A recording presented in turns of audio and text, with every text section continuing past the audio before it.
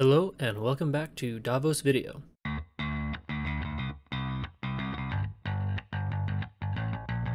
In our last video, we went over how to jump to a specific location in the editor mode from preview. Today, we're going to be going over task lists, actions, projects, and more. If you are using WikidPad to manage large projects, then I think this is for you. WikidPad has particular set phrases which will allow you to generate action lists, to-do lists, allow you to track issues, assign projects, and more. For instance, you can create to-do lists. And it's as simple as typing to-do with a colon and a space afterward. Without the space, you can see that the text does not become bold, indicating that it is not activated. When a task is completed, you can change it to done to change the list type and track your modifications. Action, track, issue, project, and question are other tags that you can also use. When you use one of these tags, you can find a full list of all the tags and the pages that they are related to by navigating in the tree to views, and you can see that we have these thumbtacks indicating these tag categories. You blow it up, you'll find the name of the action. So here we can add finish this video. And when the tree updates, you should see that name pop up here. We can expand that and it tells us which page it's on. If you click on the link, it takes you directly to that action item and will highlight it for you.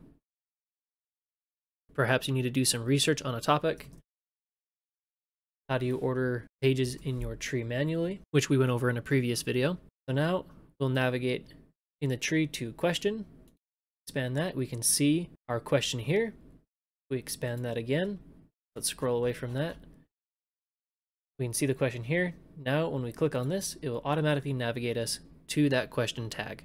Let's add a question to our fix slow and chugging pages, which is where we change the preview renderer from the internal WikidPad renderer to the Internet Explorer renderer. We may ask ourselves why the Mozilla Firefox renderer does not appear to play nice with WikidPad. And if that's the case, why did the developers include it at all? So let's add a question here.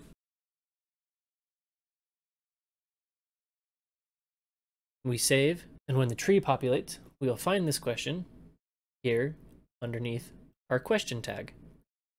Because these are action items, you can only navigate to them while in editor mode. Unfortunately, this does not jump you to the question in the preview mode. But we can see here that we're able to jump between our action items with a mere quick click of a button. This is also true when jumping between pages. In this case, I just added a to-do. If we save it, we'll see our new to-do item populate into our tree. We'll expand that. We can see we have our holy crap page. Let's jump back to WikidPad reference. Say we're here, we want to jump and knock off an item in our to-do list. I say add stylization and colored text, click on holy crap, and it navigates us directly to that to-do list item. So this is an extremely useful way to manage projects, arrange to-do lists, and track changes within large wikis or with multiple contributors. Another neat feature of these action tabs is that you can generate subcategories.